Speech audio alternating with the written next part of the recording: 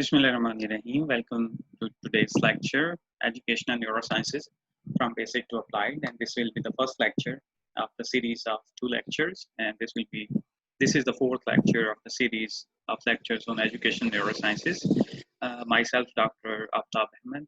I'm serving as President of National Academy of Young Scientists, Pakistan, and the founder of Educational Neurosciences program of Pakistan. So I'm working to promote educational neurosciences research and implications of these studies.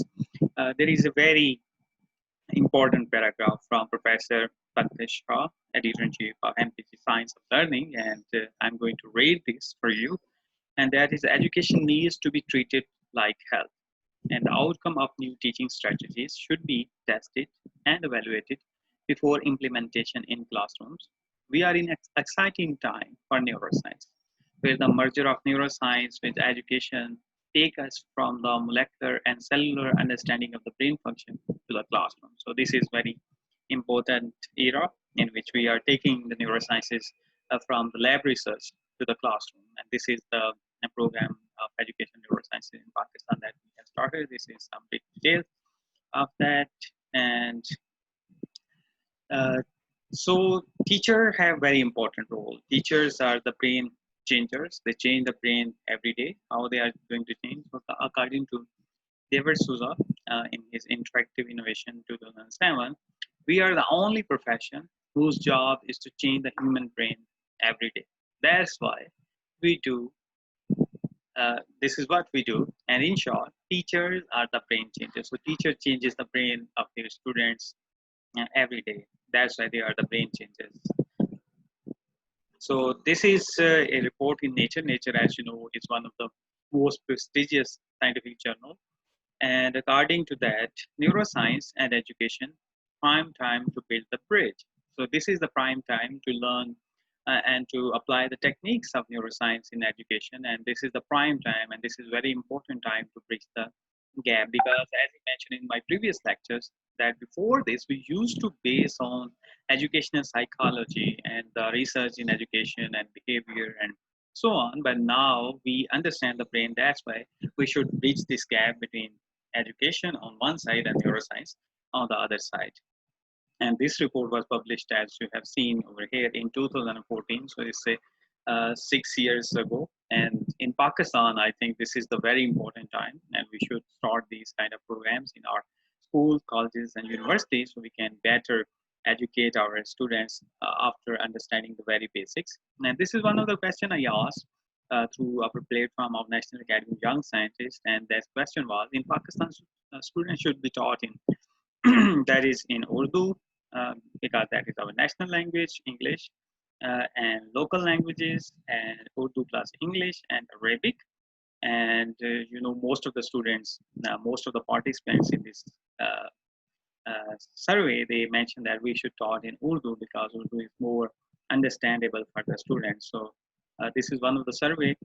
We can have further discussion on that, whether it should be in English because that is an international language now, or it's a combination of Urdu and English, as we are mostly using the combination in our schools, colleges, and universities.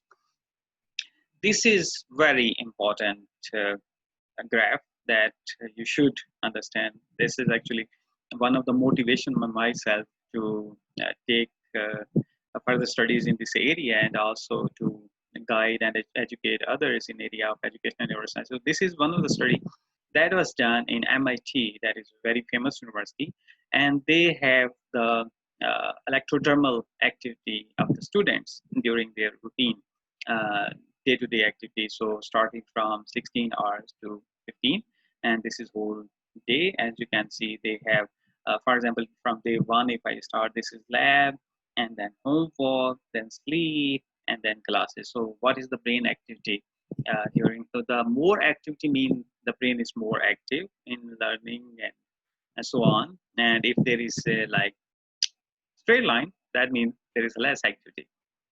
So you can see, if we talk about the very first day, during the lab there is very less activity, and during the homework it's much more. So because they are trying to understand the problems that were given to the students, they are focusing on those problems. They are using the eyes, they are using their frontal part of the brain, and there is more activity. During sleep, there is a, you can see over here, there is a different sleep pattern, but there is, as I mentioned in previous lecture, that brain is also active during the sleep. It's not that if you sleep, then brain also sleep. It's not true. Many functions are going on during the sleep, and sleep is very important for the brain. Actually, lot of connections are being developed, lot of that we during the daytime what we can't do, that is actually done by the brain during the sleep time, because that gets more time to work on the memory, on other tasks. And even it is I have gone through some of the articles that if you want to learn some technique quickly, then you should learn it and sleep it, so that the connections are built in the brain and you can learn it more quickly. So sleep patterns are different. And then in the class, you can see it's almost straight line, that it's very less brain activity. And it's this, you can see it's just comparable to the relax, when you are relaxed, watching TV. Or here it is also, the student was watching TV. So the difference of this class, if you can see over here, and if you see during watching TV, is almost the same, or during the relaxed time, it's the same. And during lab, actually, you do the things practically. You don't want to injure yourself by the chemicals or by the other things. So you actually involve your brain. That's why you have seen a lot of brain activity during the lab work. And this is during daily activity. So there is brain activity almost, it's more even than in the class. So from this, I am not going to go in more details, but what we have learned through this, that is actually we are not engaging much our brain during the lectures.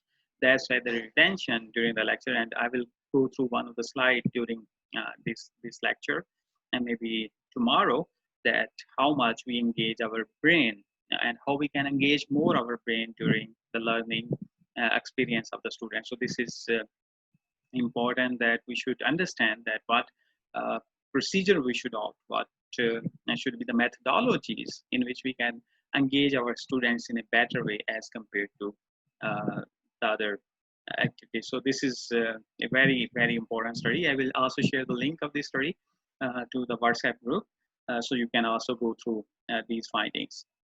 So our goal is to goal of this educational neurosciences course is to become more literate about brain research. This is one of the goals, and to have the students learn more effectively and joyfully. This is also very important, that students shouldn't feel burdened during their learning process, and to understand neurosciences, adding the science of education to our already powerful knowledge of the art of education. So the teacher, they already know the best methodologies because they have day-to-day experience. But the education, the neurosciences, the research in neuroscience will add up to their experience. This might be the true. Their finding will definitely be true. They are already aware that what method they should apply, but this will add up. This will give them the satisfaction that they are doing the right thing and they are doing in the right way. So in one of the book that is from Jody Willis, that is Ignite, and in that book, I am going to read a paragraph, and that is, never before have neuroscience and classroom instruction been so closely linked, because advancing technology enable us to view the working brain as it learns. As I mentioned in my previous lecture, that now we can view the brain during the learning process, so we understand what areas of the brain are active at that specific time. Educators can now find evidence-based neuroimaging and brain mapping studies to determine the most effective ways to teach. So this is how now we can learn the most effective ways of teaching. So neuroscience, the brain research, our students' brain have been black boxes with the secrets logged inside. So before this, the research in brain area or brain sciences or neurosciences, we didn't know much about the brain and how the things are going on in the brain, and they were just like the black boxes that we didn't know before. But now, through advancement in neurosciences, and as I mentioned the technique in one of the lecture, So now we can read these black boxes, and we can decode the information in these black boxes. This lack of scientific knowledge has put us at the mercy of others, politicians. It often happens that they change the curriculum, they change the method and the language of teaching and so on, who has sometimes made decisions that are unrelated to what we know is best for students. So sometimes they make the decision. But now in the future, it will be mainly based on the art of education, the psychological research, and the research in neurosciences, and it will be more evidence-based decision making in area of education. So first, we should have a very strong foundation, and that should be based on scientifically based theory of teaching and learning. So the teachers, they should know the best method of teaching, and the learners, they should know that how the learning actually happens inside the brain, so they can learn in a better way. And with this strong foundation, we can deliver our lectures with our training modules in a much better way. So what has research shown about uh, teaching with the brain in mind? So this is what I am going through, that what has research shown. So I will describe some of the research in different areas that will have some implication, and we will learn during these slides. So much research has confirmed what experienced educators have long known and used in this. This is what I have mentioned before, that experienced educators, they have already idea about the methods which work best in the classroom.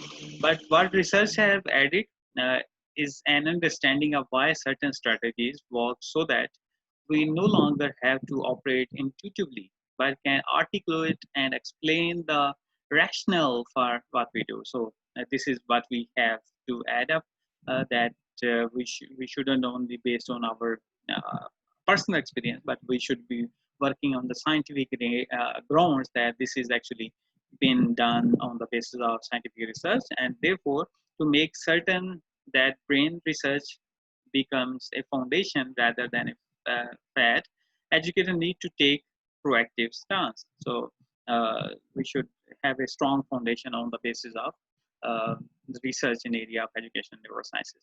So educators need to become literate in the general structure and function of the brain. So this was the mainly actually focus of our education and neurosciences course, that the educator, they should know the structure and function of the brain, so they have a more understanding that what are the role of different parts of the brain, and they should learn how to determine whether a study is valid or not, as I have mentioned in my previous lecture. So on the basis of this course, you will be able that you can determine whether this study is good for the students or not, or you should apply this study in a classroom or not. So there are so many myths actually that's going on, and I have given a lecture on neuromyths. So these myths, sometimes we believe on the myths, but that's not actually the truth. So on the basis of this knowledge, you can differentiate between the myth and actual studies.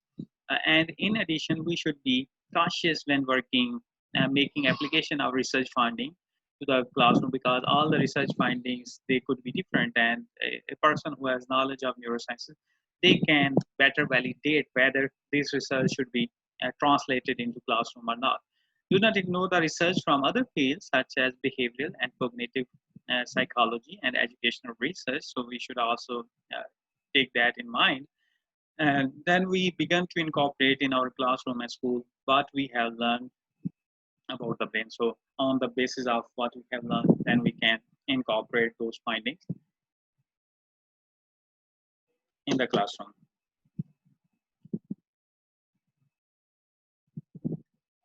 So I'm going to the next slide.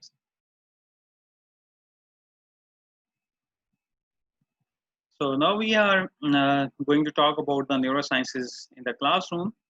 In her book, A Student's Brain, Kathy Lanley outlined 4 key education principles linking neuroscience to education, and I'm going to go through these 4 key principles. First is the issue of attention, how we can have a better attention of the students. Secondly, and I will go through all these 4 key education principles. And the second is we have to make students to higher regions of the brain. Higher regions of the brain is the frontal lobe. So we have like planning and decision making and creativity, that is in the frontal lobe of the student's brain. So we first we have to seek their better attention. Secondly, we have to move students to higher regions of the brain in day-to-day school activities and homework. And thirdly, we have to the third big issue is what we are now beginning to understand, the power behind the lower parts of the brain, including the spine and the cerebellum. So before this, we were not like, we were thinking only it's the cerebellum that is actually mainly that we should focus, but we were ignoring the lower parts of the brain. They are also very, very important, and we will learn so many things that the lower parts of the brain actually are very, very important because they filter out the information. They are the primitive brain, and they filter the unrelevant information. So we have, if we make something is very relevant for us, then they pass on otherwise. For example, I will give you an example over here that if you are going to buy a cell phone, then actually the lower parts of the brain filter out all the information, and wherever you go, you will see the advertisement of the cell phone. And otherwise, like if you are going in a city, you will not focus on those billboards or hoardings and other like on the newspaper and so on. But if you are going to buy, then they will project actually those information. They, whenever you see anything, they will project, oh, there is something important and you should pay attention to it. So this is how the lower part of the brain is actually are very important in filtering the information. The fourth issue has to do with the development and plasticity of the cortex, and this we will discuss in detail. So first we are going to talk, these are the four things that we have to discuss, and now we are going to towards the first important thing for the learning is the attention. And before students can learn, something or someone must capture their attention. Without attention, they will not learn. The best way to get attention, the best way how we can get the attention of the student is through novelty. Novelty is you are sharing the novel information, and I will explain these things. And humor is if you talk the things in a humorous way, they always pay attention. And this is what we actually learn during even our presentation, that if somebody is not like I have given presentation at many places, and sometimes you feel that people are not giving attention to what you are saying, and then you become a little bit humorous and you talk you share a joke with them, and then they will all pay attention, or you narrate a story that is funny, then everybody is paying attention to you. And then another important thing is surprise. When you give surprise, everybody gives attention. Oh, I'm going to tell you something that is surprise. Oh, there was oh, what, you have noticed that? And everybody is paying attention. So attention is very important for the learning, and we will discuss this in detail. The brain is novelty seeker. Change in environment, something new or different, it is always looking for stimuli. So brain, as I mentioned, that brain is always novelty. It get bored with the things they are much repeated again and again. So it always try to seek the novelty, some new information, and have to get the brain to pay attention to relevant stimuli. And system in the lower brain filter stimuli and decide what to attend to and what to ignore based on physical need, novelty, and self-made choices. So if we pay attention to something, or if there is a need, then as I have mentioned in the previous slide, that the lower parts of the brain, they always send the information, relevant information, and then they filter out the unrelevant information for you. So one thing is important in this slide is brain is a novelty seeker, and if we have to get the attention of the students, we have to tell them something novel. The other important thing is how to stay focused. And stay focused, only we can stay focused if there is some relevance and if there is a meaning attached to what we are saying. Staying focused depends on relevance and meaning. The brain is continuously trying to make sense of its world and determine if information is meaningful. So It is very, very important for the learning that the information should be meaningful. And to be meaningful, student must care about the information or consider it important. So we have to make them realize that the information we are going to give them, they are meaningful and they are important for them. That's why this is how they will pay attention to that. Information is most likely to get stored if it makes sense and has meaning. According to David Souza in 2006, information is most likely to get stored if it makes sense and has some meaning. Otherwise, they will not be stored in our memory. So this is important to learn that the things that we are sharing with them, they should make sense for them and should have meaning for them.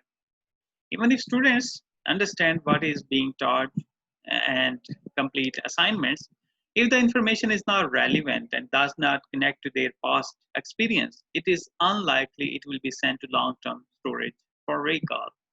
And this is very important paragraph, that even if we are teaching them and if we are giving them assignments, but the student consider that it is not relevant, it is not meaningful for him or her, then it will not be stored into the brain. To make information meaningful, we must use past experience to hook the new information on to or create the experience with them. So this is again very important, and this is one of the perspectives that we should learn, that if we are going to tell them information, they could be a novel information, but if it is just we are randomly throwing those information to them, it will not be meaningful.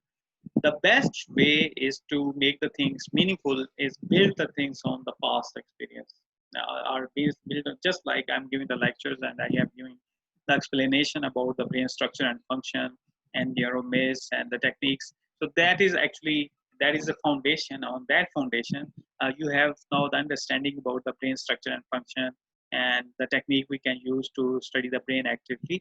So if I'll share now the information about different implication of brain, you will have the idea. Otherwise, if I randomly throw the information, that will not very much meaningful for you, and you may lose those information. This is very likely the student will have the experience when you are teaching to them. If that is not actually meaningful for them, and if you are not built on, that's why we should actually teach the things based on the previous knowledge. And this is actually what happens. Like if we have to teach them the human digestive system, we start with the digestive system of cockroach, or we start with the digestive system of frog, and then to the human, and they have a continuous experience of learning, and that will be meaningful for them. Another important thing is curiosity. When kids are curious, they are much more likely to stay engaged. So curiosity is very, very important. So if we have developed curiosity in them, if we, for example, I'm coming to the lecture and I have shown them some image, or I have shown them some gadget that will develop I go to the lecture, for example, and I say that, okay, I have brought something in which I can determine the quality of water. And then everybody will be curious, oh, what that gadget will be, how it will be working, and how we are going to determine the quality of the water in the class today. So this is how we can develop the curiosity.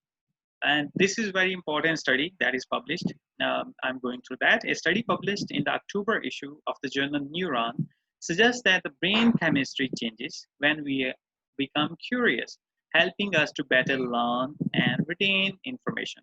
So a very important study published in Neuron, it says that our chemistry of the brain changes when we are curious. So curiosity, and Pakistani nation is very curious. So our brain chemistry changes continuously. So those who are more curious are more likely to remember the right answer.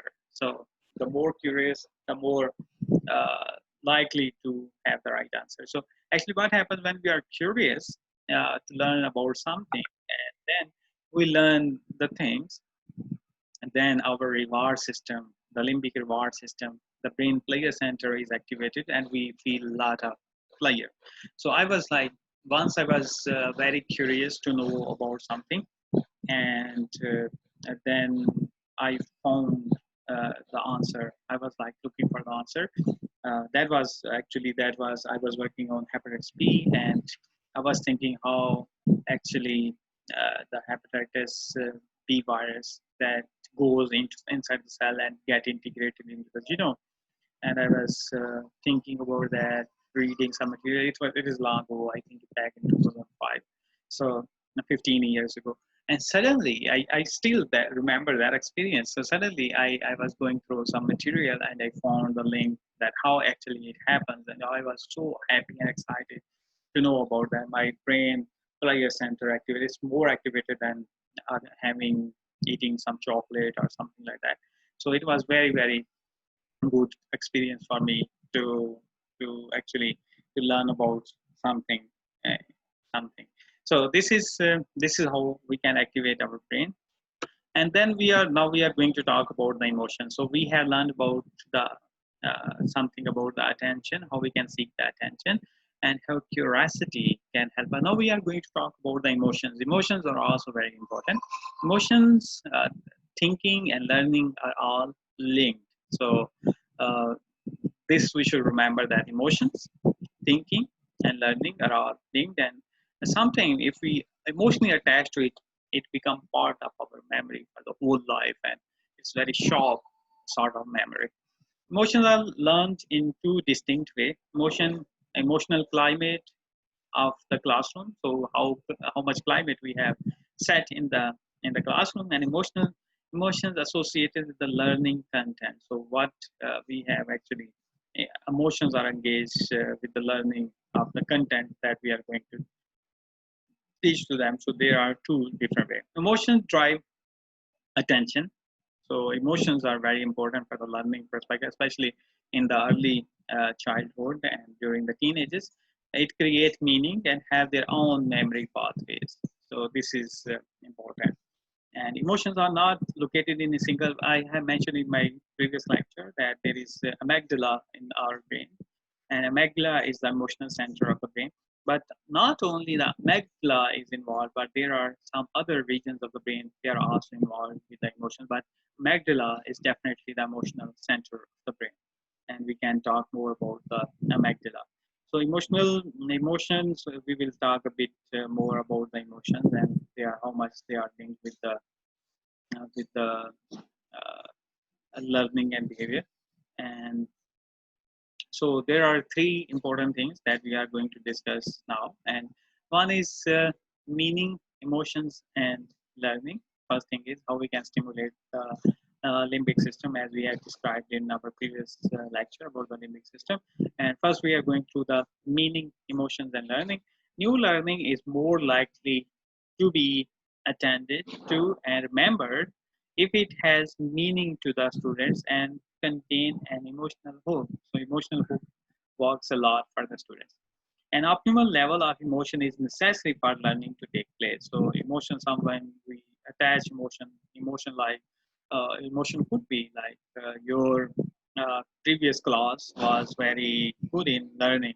That has so emotional environment you have created that this class should also be like they should be good in grades and they should be also be like good in the learning process. So this is one thing that we should attach emotion to the content, and we can also create emotional actually climate in the class. So that is emotional climate, and then we if we attach contents to the emotions, then they are also important for the learning.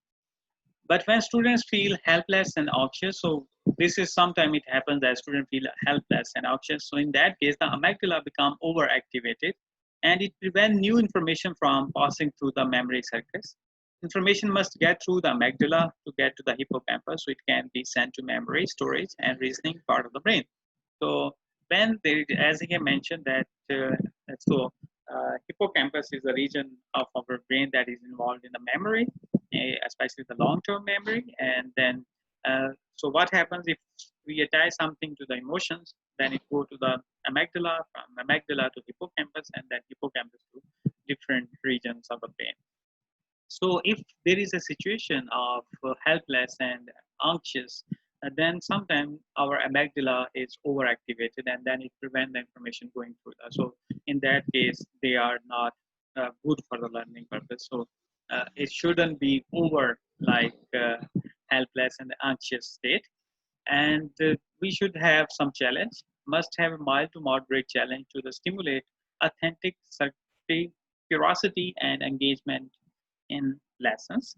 So we could have an extreme challenge actually make them helpless, and that will not be a learning process, but a mild to moderate challenge to the student. It depends on the level of the student. So we can give them a mild to moderate challenge.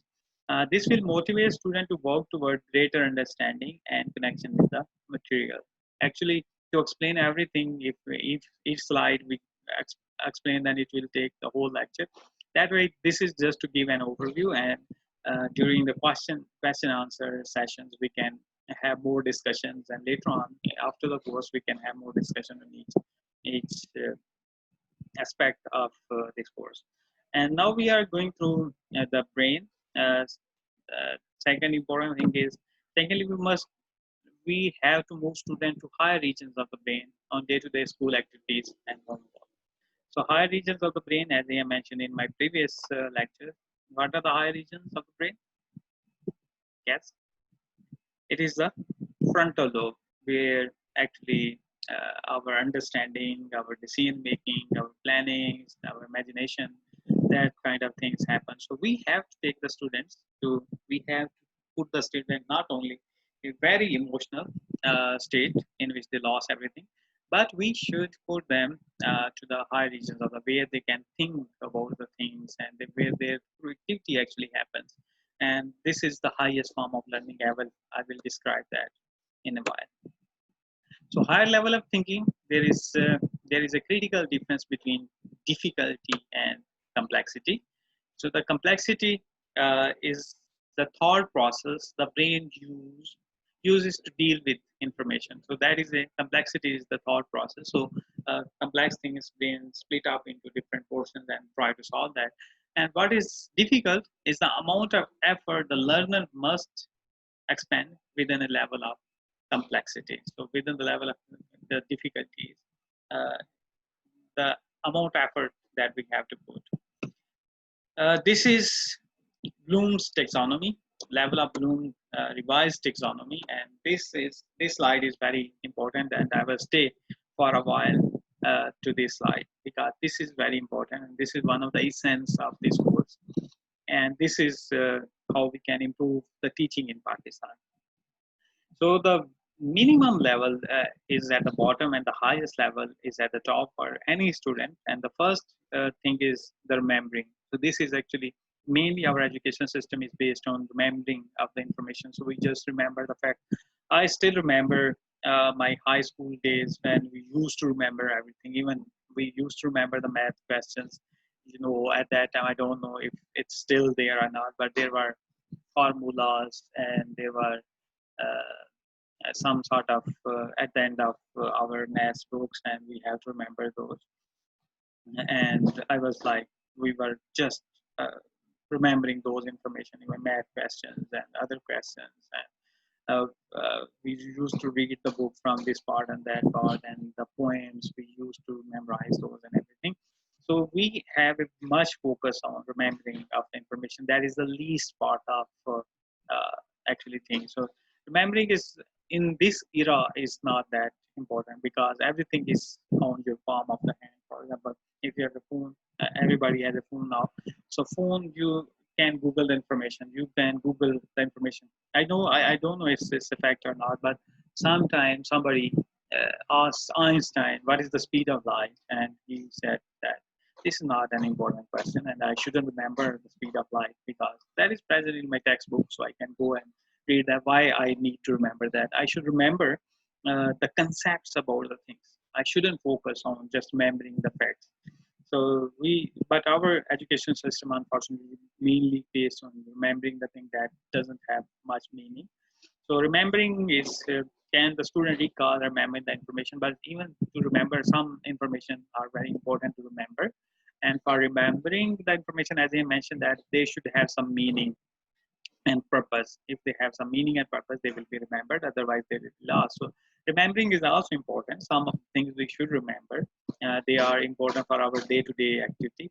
So remembering is not that bad, but over focus on just remembering is actually the bad thing. So we shouldn't much focus just on remembering of the facts that okay. If I talk about my graduate level when I was a BS student, so we used to remember the taxonomy, for example, the genera and species of the plants, and genera and the species of the bacteria, and genera and species of the animals. I I I was like to pass the exam and to get good grades. I was like putting a lot of effort to remember. Presently, I even don't remember a single thing about that. So that doesn't have any meaning for me to remember those things. I can go to the book and can actually get all the details now.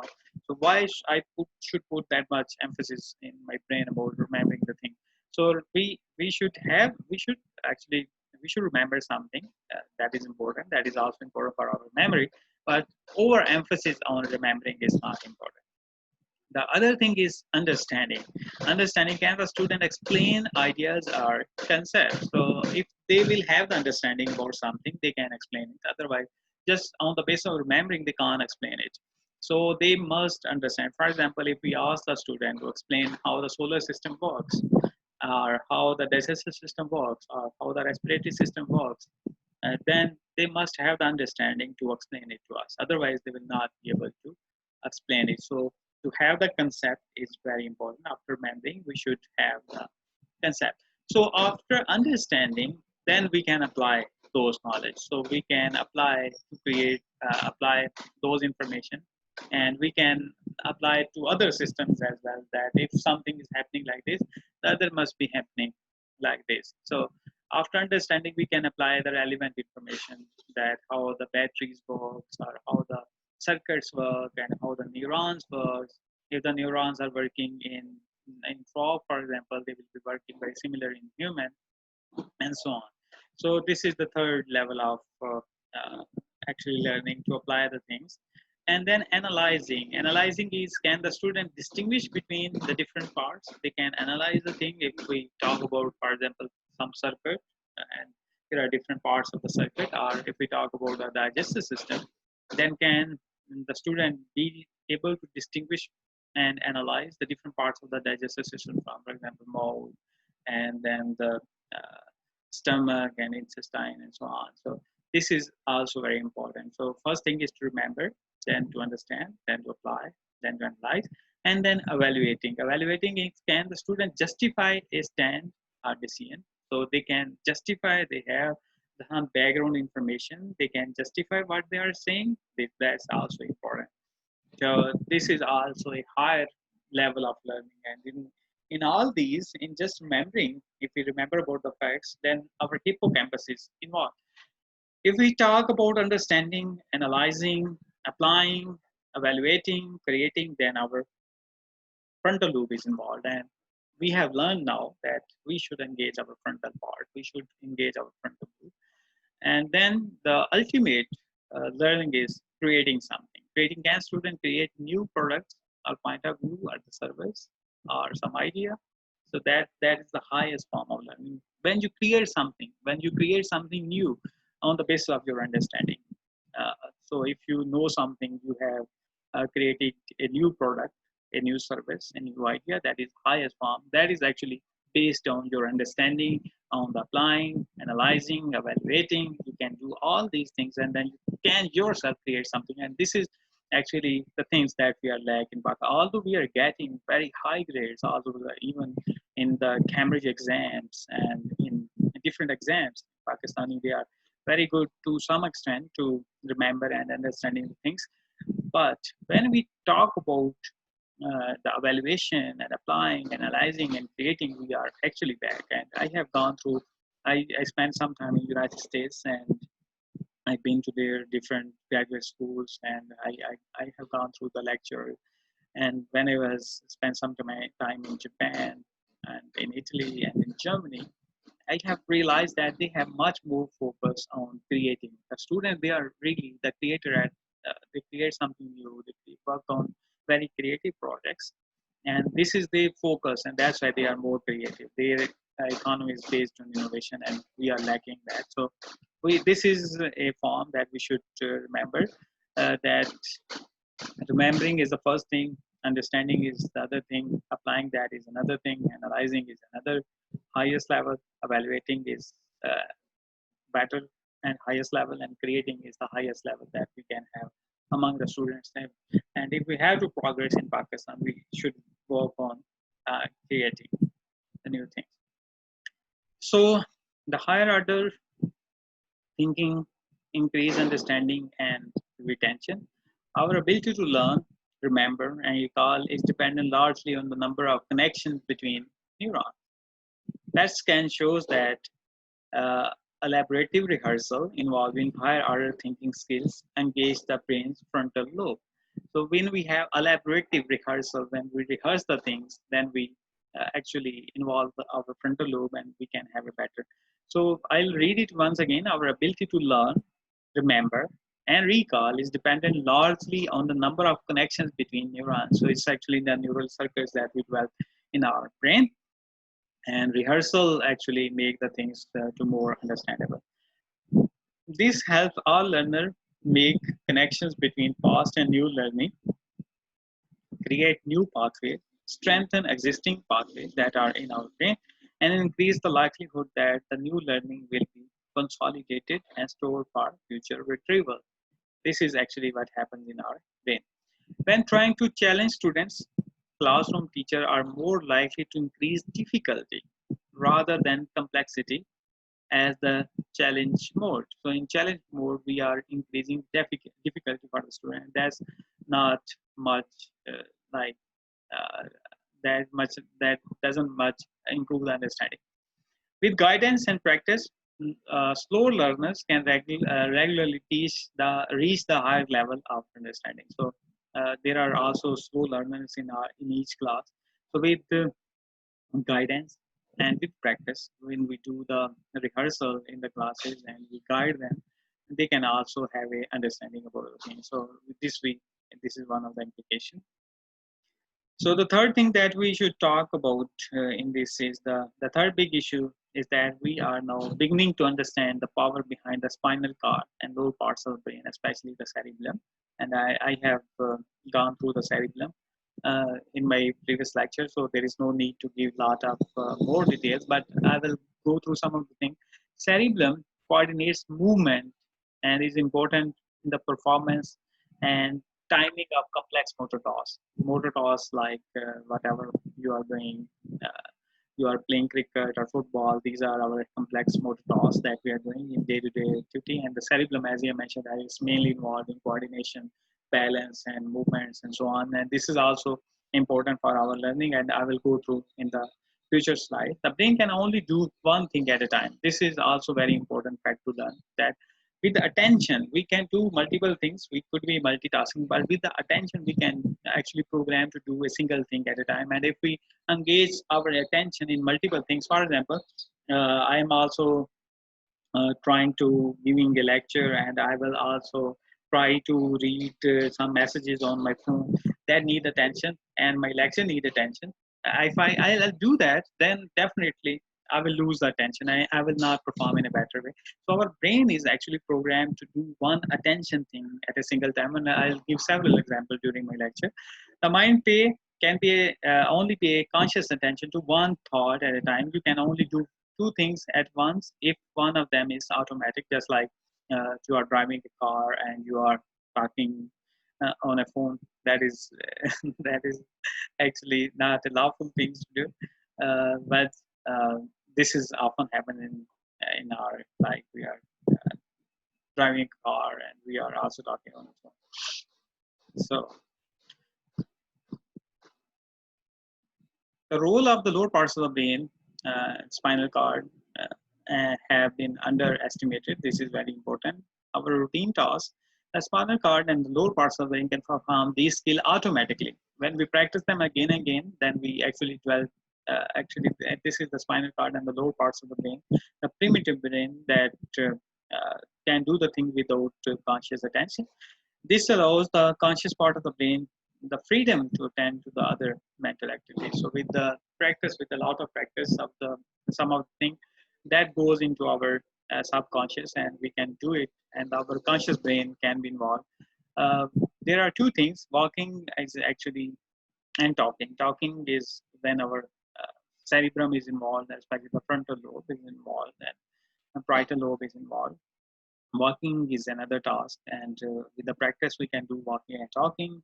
And then driving car and thinking, this we can also do together. Driving car is initially we need a conscious brain, and when we learn these motor skills, after that it goes in our like it can we can do it automatically without thinking about it, and we can do another sort of thinking. And this is very important. I know one of the Nobel laureates and one of the person who discovered the PCR, very important reaction. And he was on a long drive, and he was doing the drive. And during the thinking, he thought that okay, there are three steps. We do the DNA to separate, and then primary bind, and then there is extension. So if we can have a machine set different temperatures, they can do the things together, and then we can make a lot of copies of DNA. Before that, it was very hard to do, and that was a great discovery. And that was through driving a car, and he was thinking about it. I just remember that. And reading and comprehending. And reading is a task, and comprehensive to understand that is another task. So we can also do with the practice. So what are the classroom implication? If the child is not attending to the task, no learning is taking place. So they should attend to the task so that the learning can take place in the brain. And this is important that they should do. The fourth issue has to do with the development and plasticity of the cortex. I will quickly go through it because time is short. And we have to cover a lot of topics. So briefly, brain plasticity is the neuroplasticity. Is simply the ability of the brain to change as a result of daily learning. So there is always changes happens in our brain. Some of the connections they develop more. Some of the connections they are lost. Pruning we'll discuss in the future lectures. It's a continuous process in which we lost the connections and we develop the plastic. And this brain is very plastic. So we learn and the things and new connections are developed in our brain. We are going through talking about the memory is very important feature, and with greater understanding of the types of memory and how they are formed, can select strategies that are more likely to improve the retention and retrieval of learning. So the teacher, if they have the understanding about the memory, they can have a better ways in which we can store the memories and retrieve the information that we have stored. Learning and retention are different. Learning is the process in which we learn the things, and it goes through our hindbrain, our lower parts of the brain to the hippocampus, and they are stored. And retrieval is, and then the retention is how it goes from the hippocampus to different storage, and then we retrieve those information. So they go from those places to the hippocampus, and then it goes to different parts of the brain. We can learn something for just a few minutes, and then we can lose it forever. So if it is not stored in our memory, then we will lose those information. So learning is how our brain acquires new information and skill, and memory is how and where our brain store learned information and skill. And retention is process whereby long-term memory preserves the learning in a way that it can locate, identify, and retrieve it accurately. So retention is how we can put the information and how we can efficiently retrieve those information. And retention is this process is affected by many factors, including the degree of the student's focus. So if they will be more focused, they will be better retention of the information. The length and type of rehearsal that occurs. So if we do the rehearsal, if we repeat the things again and again, we can have a better. So it actually depends on how much rehearsal and how much time you have spent on that. The critical attribute that we have been identified, the attribute like the emotional part and the student learning style. So there are different learning styles that we'll go through in the future part of the lecture.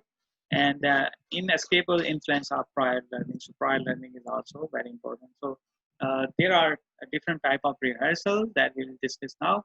Initial rehearsal is this happens when the information first enter working memory. So there is a working memory that is a short-term memory, and then it goes to the long-term memory. If the learner cannot attach sense or meaning that we have discussed earlier, and if there is no time for further processing, the information will likely to be the to be lost. So if we're not giving more time to those information and we don't rehearsal that, then they will be lost.